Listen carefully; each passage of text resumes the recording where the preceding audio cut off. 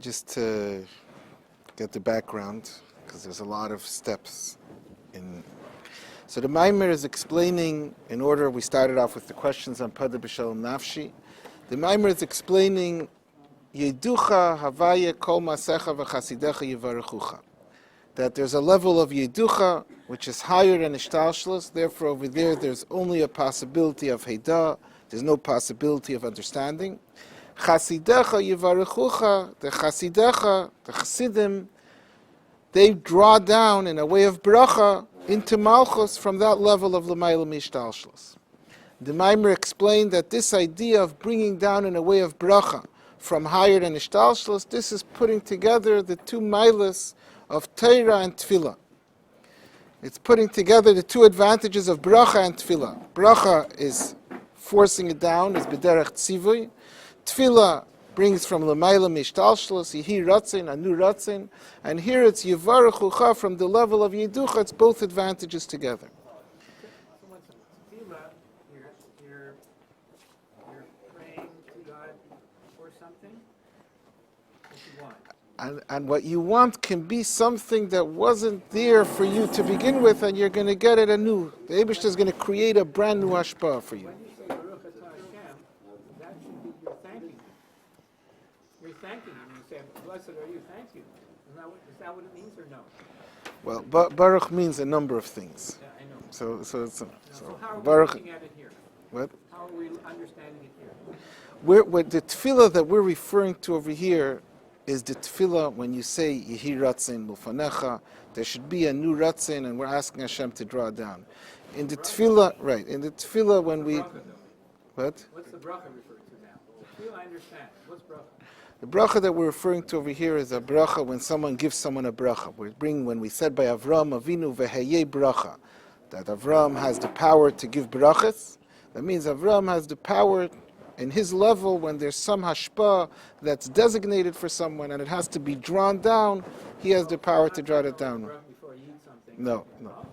Okay, that makes a big difference. Yeah, so there's a tefillah, we're talking about hashpahs that come down by way of tefillah, hashpahs that come down by way of bracha. Yeducha. What? Okay. Yeah, but then you're saying Baruch Atah Hashem Rifich Habasar. What? And we say Baruch Atah Hashem. The Alter Rebbe says Haritze B'Shuva because it's like you wouldn't be able to make a bracha if it wasn't certain because it would be a bracha levatala. So the example in tefillah always is Yehi Ratzin. Seemingly we're talking our tefillahs seemingly have. So these two advantages, Yeducha Avaya v'Chasidecha Yivarechucha, to explain that. So first, the Rebbe brought the example. Brings from the Maimer brings the example from Torah. That Torah usually also combines the two different advantages. We find that the tzaddikim, the amiram, and through Torah, they accomplish things that weren't designated, like Rabbi Shimon Bar Yochai, who brought down rain through saying a drush. And the Rebbe in the Maimer is coming to explain why did the Rebbe Rasha pick specifically that example of Rabbi Shimon Bar Yochai when we find other examples of amiram, like Rabbi Pinchas ben Yair, who caused the nar to split through Torah.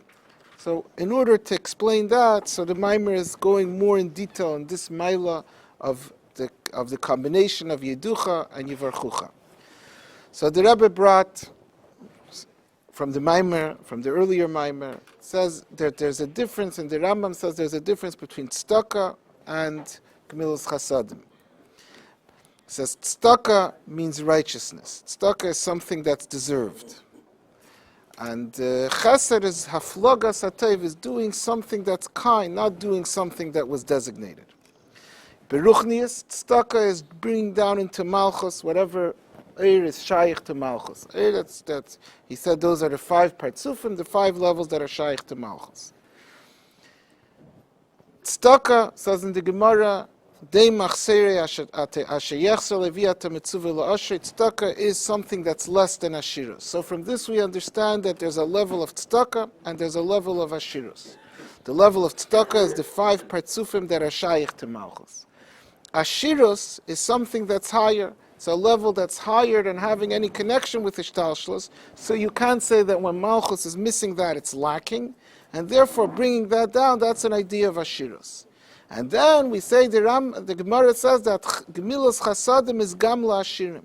So when I'm doing Chesed, I'm giving something that's beyond Ashirus. So even someone who's already a Asher still can be given Gemilas Chasadim. So it's something that's higher than the level of higher than Ishtalshlus.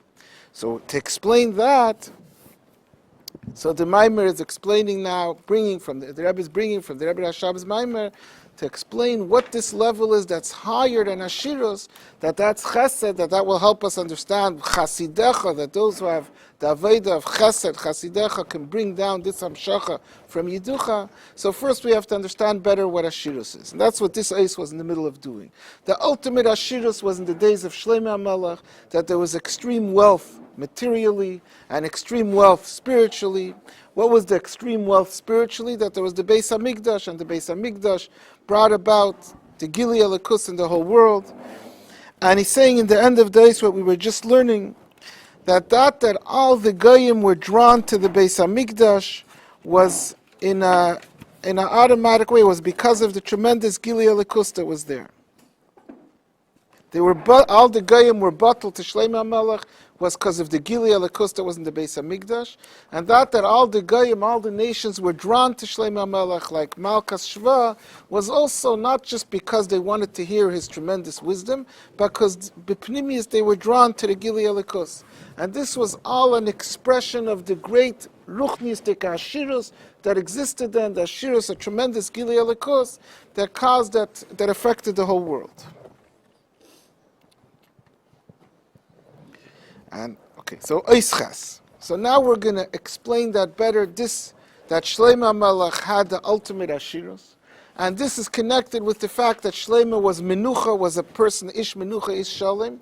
The Shalom was this great Ashirus, and by understanding this Ashirus and what level it is specifically, Beruchni is the Ashirus that reigned in the days of Shlomo, then we'll be able to go to the next step and understand Chasidecha Yevarechucha, what Chesed is that's above and beyond Ashirus. This was the steps to bring us here. Oischas v'hinei zeh sheshloimei haya ish menucha. This that Shlomo HaMelech was a time of peace, a time of shalom, which means beruchni is that there didn't have to be an active work, an active engagement to accomplish the bitter of the nation. It happened passively, it happened automatically. The bitter shaloya yatzarech lemilchama b'chtei levares hanitzeitzes al shanitzeitzes nimshchu elov me'atzmam sheizbaru. Like we said in the last Eis, all of the nitzeitzes that he had to affect were drawn to him on their own, by themselves, and his involvement was passive, and this was the expression of the great Gili Elikus, of the great Ashirus. So where specifically, what aspect of Shlomo HaMelech specifically represented that Ashirus was the Beis HaMikdash. Hayaza be'ikra idei hagilui sheheyer be'Beis HaMikdash. It was mainly through the Gili Elikus that was in the Beis HaMikdash. Just that we said earlier in the Maimer, the Rebbe proved that it also started before the Beis HaMikdash was actually built. But mainly, which part of his Melucha had that Ashirus, had that Gili Elikus, was the Beis HaMikdash. Therefore, now from understanding more specifically, more thoroughly, the nature of the Gili Elikus and the impact on the world that happened through the Beis HaMikdash, and we're going to say the Beis HaMikdash in contrast to the Mishkan versus the Mishkan, so we'll be able to understand and define better the concept of Ashirus Beruchnius, which will bring us to the next step, higher than Ashirus. So this was through the Beis HaMikdash, the beer through the Beis HaMikdash, the impact through the Beis HaMikdash is b'derech menucha, and this is specifically in contrast to the Mishkan. The beer al yidei hagilui sheheyer b'Mishkan, the beer, the effect on the world through the Mishkan that was also Gili Elikus in the world that had an effect on the whole world. Kelo gam hagili sheheyer b'ha'arin shahaya b'Mishkan, including the gili through the arin, which was the main kedusha in the mikdash, and the Mishkan was concentrated. Haya b'derech milchama. Compared to the Beis HaMikdash, the effect of the Mishkan is called b'derech milchama. V'abira yidei hagili shahaya b'heir b'beis hamikdash haya b'derech menucha, and the Beis Hamikdash, which was b'mei shlema, was a passive effect on the world. And now we're going to explain that. K'di'isa b'Zayar, it says in Zayar, Train inun. There were two in history. The havu. There were the amru that they said kumo havaya, get up Hashem. Moshe v'David. Moshe Amar, but they finished off the psukim differently. And these two different psukim bring out this difference between the Mishkan and the Beis Hamikdash, the two Kuma Hashems.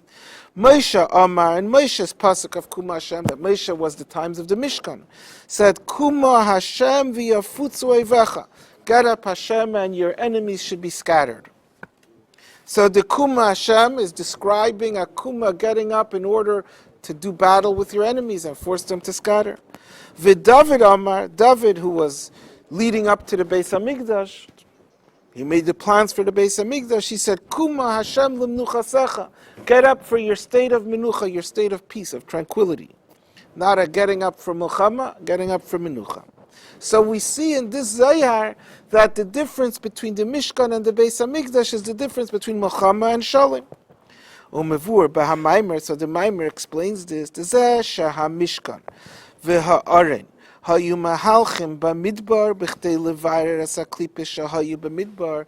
The effect that the Mishkan had in the world was through traveling in the Midbar. The Midbar represents in the world the place of Klippa, the place that's devoid of Alikos, and through the Yidden traveling in the Mishkan with the Aron, so they were getting rid of, destroying the Klippas, which were represented by the Nachash, Sarav, Akrav, Nachashim, Srafim, Akravim, all the creatures that were in the Midbar that the Torah tells us about, the frightful creatures that represent the Klippas.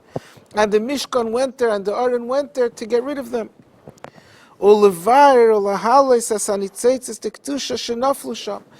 elevate all the nitzeitzes of there. But how did the Mishkan accomplish this? The Yidden had to travel to the place of the Klippas in order to get rid of them. The Yidden had to travel in the place of the Klippas in order to do battle with them. This is a birur b'derech milchama. The fact that they had to go there, the fact that the Aron had to be brought to the place of the enemy, that shows on milchama. K'may malach, and the Maimer says this is like a king, sheyetze mimekemay, that goes away from his place, from his palace, v'hoylech lemedinas ha'oyev, and he goes to the country where his enemy is located, lehilachem b'yelakevshe, to do war with him and to conquer him. If the king has to go to the enemy, so that's a milchama. So the fact that the Aron has to go to the place of Klippa Midbar, that's a milchama. V'lachein Amar Moshe b'negel l'nesiyas ha'aron b'midbar. Therefore, Moshe, when he was speaking about the Aron, this pasuk is connected with the Aron. Kuma Havaya. This is following Vayhi ben Seya ha'aron Vayemer Moshe with the traveling of the Aron. What pasuk did Moshe say in connection with his travels? Kuma Havaya v'yafutzu eivacha. Saying Moshe's tefillah to the Eibishter is Yafutzu Eivecha, your enemies should be scattered, meaning that there's enemies. We're in a state of war.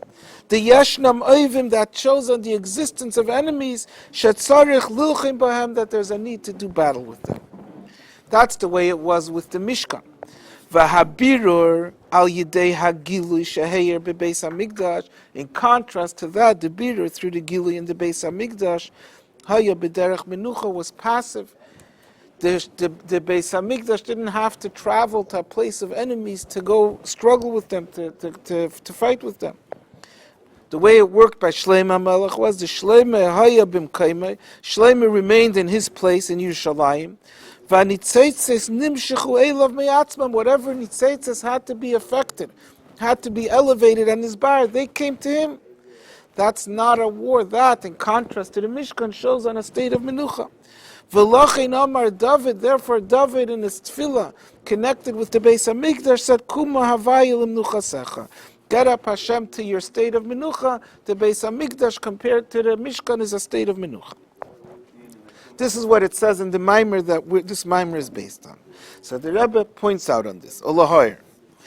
The Bekama Mekemis Mevur, and again, and we're seeing consistently, we saw in the last Maimer, in this Maimer and a number of the other Mamarim, the Rebbe keeps on showing that although there's the general ideas that many of the Kislev Mamarim are about the difference between Shalom and Milchama, the difference between Avodah and Abira and a way of Shalom and a way of Milchama.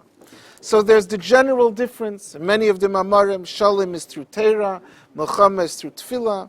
But then in each one of them, it depends how you look at it. There's aspects there's different birurim that have an aspect of Shalom and an aspect of Milchama. We showed that in the last Maimer in Tefillah. The other Mamarim say it about Torah. It's going to bring later in this Maimer. So here too, the Rebbe is going to show this, that here we're showing how the Mishkan is a birur b'derech milchama. The Mishkan had to be brought, had to travel to the place of the enemy and go fight with it.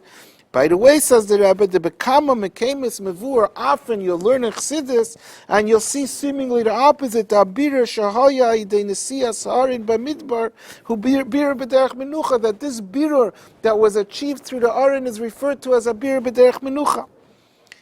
Here we're saying it's b'derech milchama. These are two different yanim. It has both. Ke'inyan hamenucha shemevur sham. What we mean, what's meant in the other mamarim, when the birur through the Mishkan is described as b'derech menucha, hu sha'birur hu b'derech memela. The way the Arin affected the nachash sarah of Akrav the Klippus was in a passive way. Once it got there to the Midbar, there wasn't a struggle. The Aron didn't have to go wage a battle against the Klippus. By being in the Midbar, in the place where the Klippus were in his battle. So therefore, in one hand, it's a menucha by the fact that when it came to the actual beer, there wasn't an active struggle. On the other hand, in this Maimer, we're saying, compared to the Beis Hamikdash, the fact that it had to first go there, that shows on a certain element of Muhammad, of active involvement. What we say in the other places, the menucha shabir hayu b'derech memela, v'chivan de bittul haklippus, since the bittul of the klippus by the Mishkan, ubirer hanitzeitzes shenaflu b'hem al yidei hagili sheir b'mishkan, and the way that the gili elikus in the Mishkan caused the nitzeitzes that were there in the midbar to be nizbarer. Haya b'derech memela, once the Aron and the Mishkan were in the Midbar, was passively. Lachein gam habirur sh'alidei ha'aron, the Mishkan nikra birur b'derech menucha. Therefore, frequently in Chassidus we refer to this as menucha, because the last stage was b'derech menucha. On the other hand, in this Maimer, we're saying when we compare it to the Beis Hamikdash, it's not a real menucha. Aval amitas inyan hamenucha hu shamevarer eina yered lemakim hamizbarer. The true menucha is when there doesn't have to be a traveling there. The mevarer doesn't go to the place of the mizbarer. Elo nimsa bimkaima, he's in his place. Vayidei hagilui eir the hamevarer shemeir al hamizbarer, and the gilui eir, the effect that happens automatically from the mivar being in his place, who nimshach ba'atzmei lahamivarer, the mizbarer is drawn to him. That's a true menucha. Umenucha beifan kazah hisabimei shleim medavka. The true passive without any active involvement was by Shleim HaMelech, was by the Beis Hamikdash. Like you see, sometimes the mother is at home trying to put the kids to sleep, and it's not working. Sometimes it could be the opposite way. And she calls the father, and sometimes the father has to come and give the kids a parpetch, and then that's the only way they go to sleep. Right? Sometimes the father comes home and he walks into the room and everyone becomes quiet. Right? He doesn't have to do anything. He's there. What? Doesn't work by you. Got to go take a course. But even that, he has to go to the room. That's not the ultimate menucha. The ultimate menucha is that the kids are going to sleep because he's around. He could stay in shul learning, but they know that he had that automatic effect. So the Mishkan has to go there. It has to go. Once it's there, it doesn't have to do anything, but it has to go there. That's a certain involvement. So now the Rebbe is going to point out another example that we have, which is also another mamor, much more at length, that you have comparative menuchas, two different levels of menucha, depending compared to what? Similar to what we know,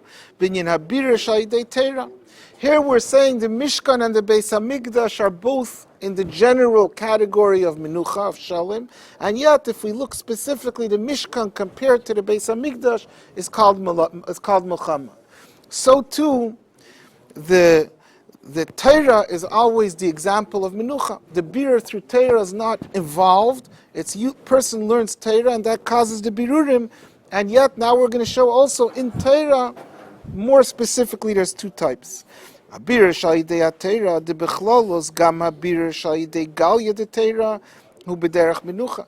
In general, every aspect, every bir through Torah is menucha. The person who's learning Torah is not actively getting involved with the klippas, and therefore it's called menucha. And that's true even about nigla de Torah, just like in general, even the Mishkan is called menucha.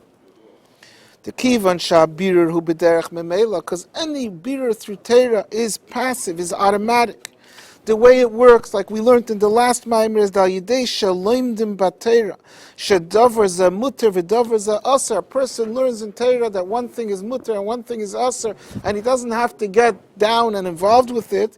Those things that he's learning about, heim mizbarer and memela, become automatically elevated and mizbarer. V'lei ka'birur de tefillah.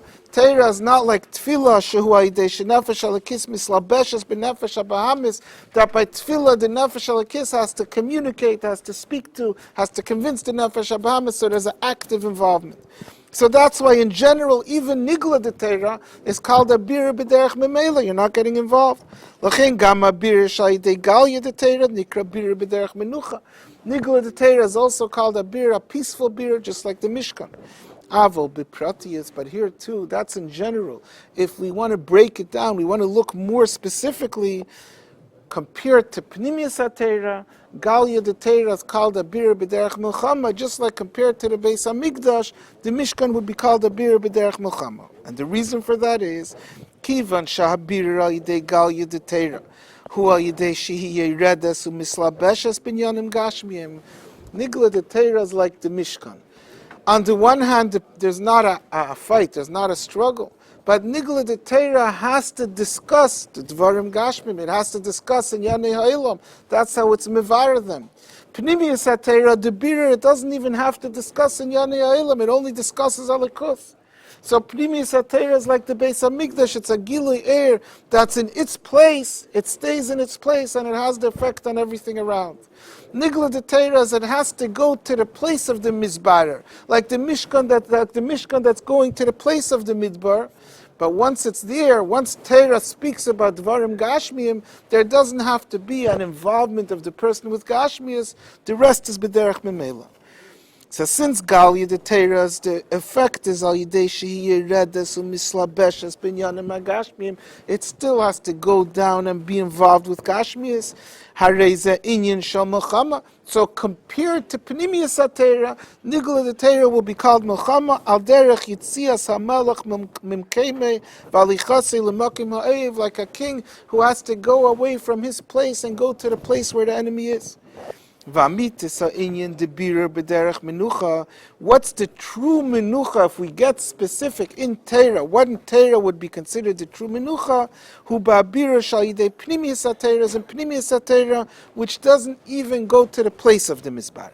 Maybe halacha as well. Halacha is absolute and final. Halacha. But halacha is speaking about, Physicality. halacha is the bir that speaks about Eilam. Halicha is Eilam lei. So now all this again is to explain the Beis HaMikdash, the Ashiras, the Gili of the Beis HaMikdash, to be able to explain Chasidecha that's even higher. What? I guess Kuma is saying there should be this Gili. Arising is be begili, be revealed. So the different Kuma Hashems are two different Gili Alikusas that are there in the Mishkan and the Beis HaMikdash. And the continuation is, what does the Gili do? Either via Futzei Vecha or Limnuchatzecha. V'yeshleimar sha'achiluk ben Kuma Avaya Shamar Meisha leKuma Avaya Shamar David hu b'shnei inyanim. So we want to now explain more specifically the Gili of the Beis HaMikdash, to explain that, on which level is this specifically that it is. To explain this, we're going to look closer at the difference between them. The difference is ba'ofen habirur. First, the difference is in the manner in which the Mivarer is accomplishing the beer. That's what we said until now. The difference between the Mishkan and the Beis Hamikdash that we spoke about in the last days is Shabirer al Yidei Ha'ar in the Mishkan Haya B'derech Milchama. The way the Birer was accomplished by the Mishkan was through descending to the place of the Mizbar, which that is a Milchama Shalachei Nemer via Futzu Eivecha via Nusu Misanecha. Therefore, in the pasuk it says there exist enemies. Sheyashna minagdim, there's opponents, Eivecha Misanecha, shetzarech luchim bem, that require fighting with them. Vabir shabimei shleimei befratay de agili de beis hamikdash hayu b'derech menucha kuma vayil menuchasecha kanal barucha. That's one difference, is in the manner in which the Arin, the beis hamikdash, and the Mishkan accomplished the beer. That's what we spoke about until now. But then there's another difference. V'gam b'habir atzmei, in the beer itself that took place, there's a difference in how far the beer went. In the result, there's also a difference. Not only in the involvement, but in the result. That by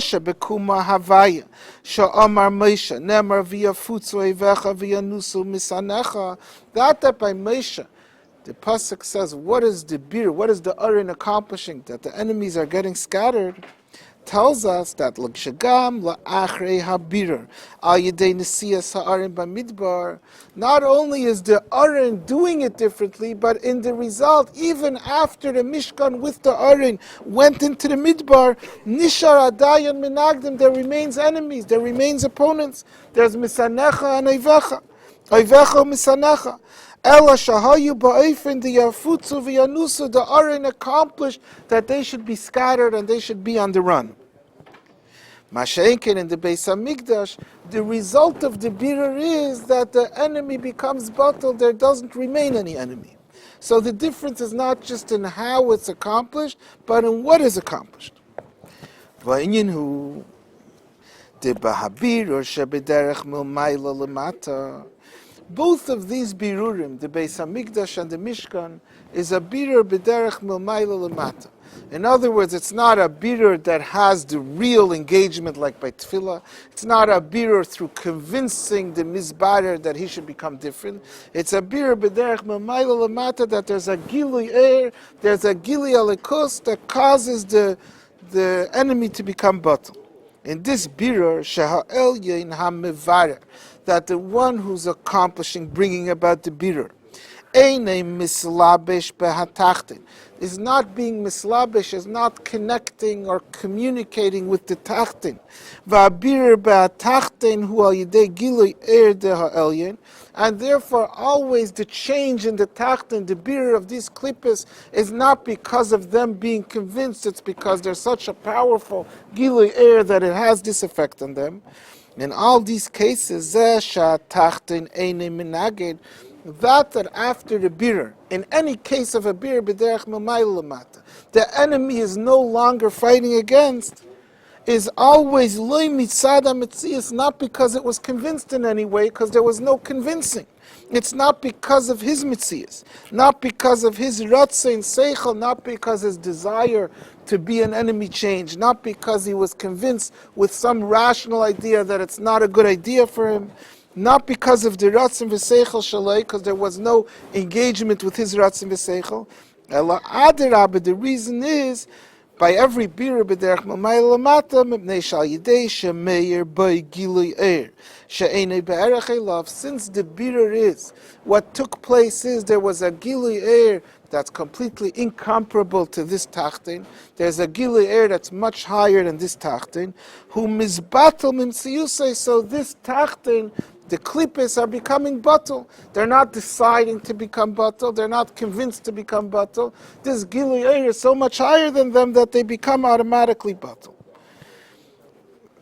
Okay, so he's going to explain. Okay, we can go a little further. Vinei keshabir or hu be'efen shaha'elyin ha'mevayer ba l'kemei shal tachten ha'mizbayer ha'rizim mechiach sha'tachten tefes makim l'gabei. So this is the key to the difference now. He says, however, both the Beis Hamikdash and the Mishkan is, there's something that's so much higher than the klippos. The klippos are batel because there's a eir that's be'ein areich. It's incomparably higher than them. However, there's a difference. The fact that in the Mishkan is coming to the Midbar to be mevatel these klippos, That means that the Eir in the Mishkan recognizes the klippos. It's not an Eir that the klippos are not teifes makim. It's not an Eir that you could say that legabi this Eir, the klippos don't exist and therefore they're batal. If they wouldn't exist, there would be no place for the Mishkan to come and deal with them. The dealing with them shows it's an Eir that recognizes them in some level. So the not tfisas makim is a limited. It's not a bittul betachlis.